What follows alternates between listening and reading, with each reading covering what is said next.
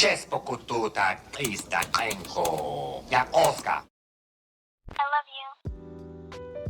Well, less than an hour after recording my Rhino review, which I did in anticipation of this, I got a call from Walmart saying my order had arrived. So here I am now with the Spider-Man Retro Wave Marvel Legends Lizard. This is one I've been looking forward to. Looks great. I have high hopes for this.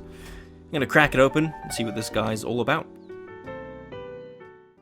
Well, I am pretty happy with this dude. I've been playing around a little bit with it, and I think it's one of the best figures we've seen in this retro line.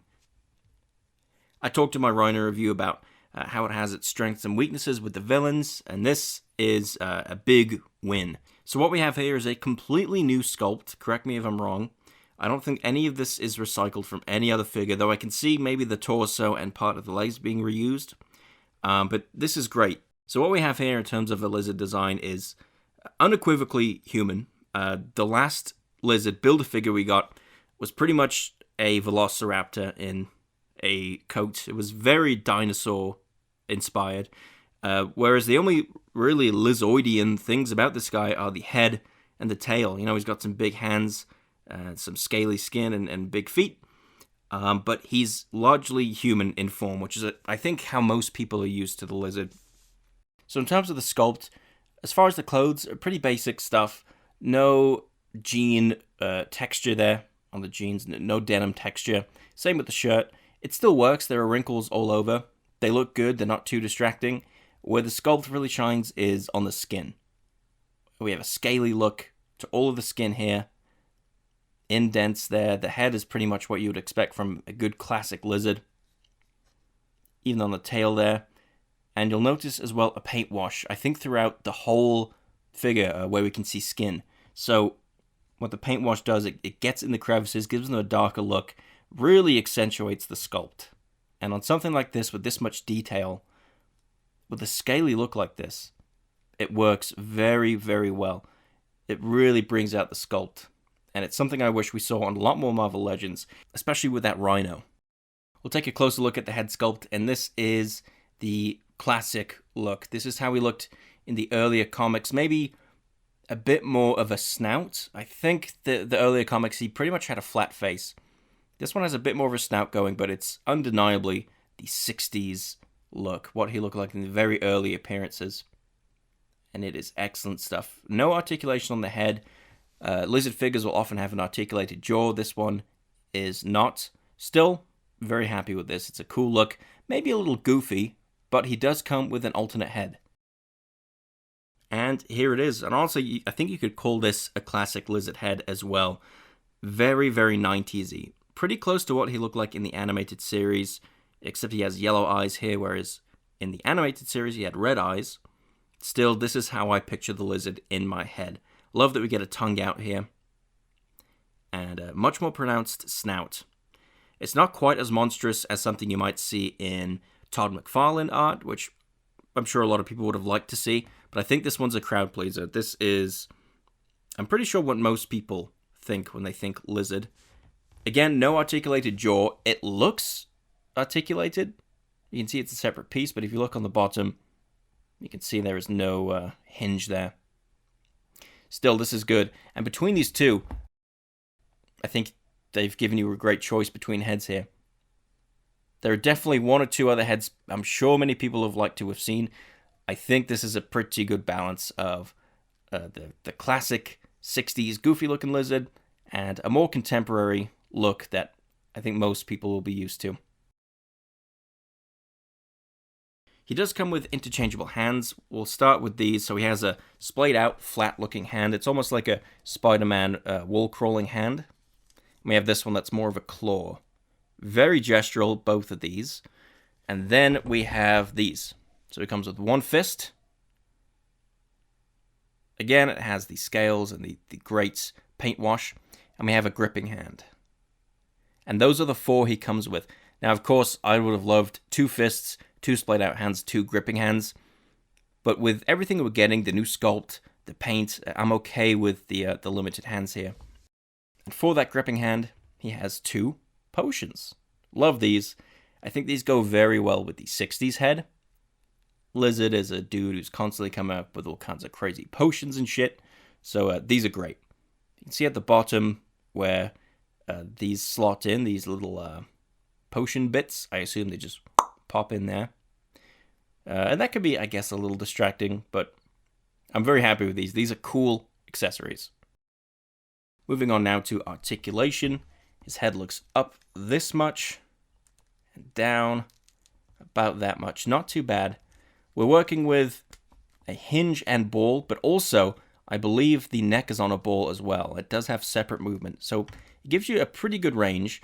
Not quite as good as you'd expect with a hinge. It actually doesn't go very far back. You can see it goes forward, but it doesn't stretch back into the neck there. I'm not sure why. Still, it gives you a pretty decent range. He's going to look up, yeah, a pretty okay amount. You can have him kind of lunging, doing an aerial pose just fine. The head might pop off, and it has done for me, but it's not too problematic. The shoulder goes up about that much. Not amazing, but not too bad. Swivel. Double jointed elbow. Love the pinless joints there. Absolutely seamless. That's what I want to see from new Marvel Legends. His hand can go forward that much. And back. Pretty good. I love the torso articulation. So he has articulation here, which can give you swivel. It can go side to side pretty well. And you get some back and forward movement combined with this crunch here. And he can go very far forward and decently far back. The lab coat's going to get in the way a little bit, but forward is what you mainly want. And you can achieve those hunched poses if you like. You know, more kind of monstrous lizard, especially with this other head. He's going to look great like this, but he can stand up pretty fine. The legs go forward about that much. Not very far back at all. To the side, a pretty decent amount. We have swivel here. Double jointed knee, again, pinless. I sometimes have trouble with that lower one there, but you can do pretty well. I wasn't thrilled about the feet. They don't go very far forward. They go back a decent amount. But if I'm having them hunched over in a dynamic pose, I want the feet to go forward, and they don't go forward very much. You do get excellent swivel, though, being a Hasbro figure. We also have a bendy tail, which is great, and the wire goes pretty far into it. I'm going to try and bend as much as I can here. And you can see it ends about there. So you can get a pretty good tail pose there. And this just pops on. It's actually off in the package, but there's just a peg joint there. Something I want to say as well about the lab coat. It's very, very thin, and what that means for the figure is it's not going to get in the way at all. You don't have to worry about it. You can move all around. It's as if it's not even there. It looks great, and it's not going to impede the articulation whatsoever. Very happy with how this coat functions as far as the figure. And of course, with the tail, if you're in a real difficult pose, you can use it as a bit of a tripod. And he can stand just fine. Okay, size comparison time. Here he is with another Marvel Legend. It's the Pizza Spider-Man and the Mafex Comic Spider-Man. And I'll show him with two fellow members of the Spider-Man Rogues Gallery who are actually from the same retro line. Here we have Rhino and Shocker. I love you. Alright, so yeah, I think this is a pretty great entry in the line. It may even be the top figure from the line that I've gotten. It's up there with Shocker for sure. A lot of that owes to the fact that it's, I think, a 100% original sculpt. So there's effort there. The paint is excellent. The wash brings out all of the crevices and scales that they've sculpted in. We get two different heads so you can display him with a 60s look or a more contemporary sort of 90s look, and accessories to go with it. I love the potions.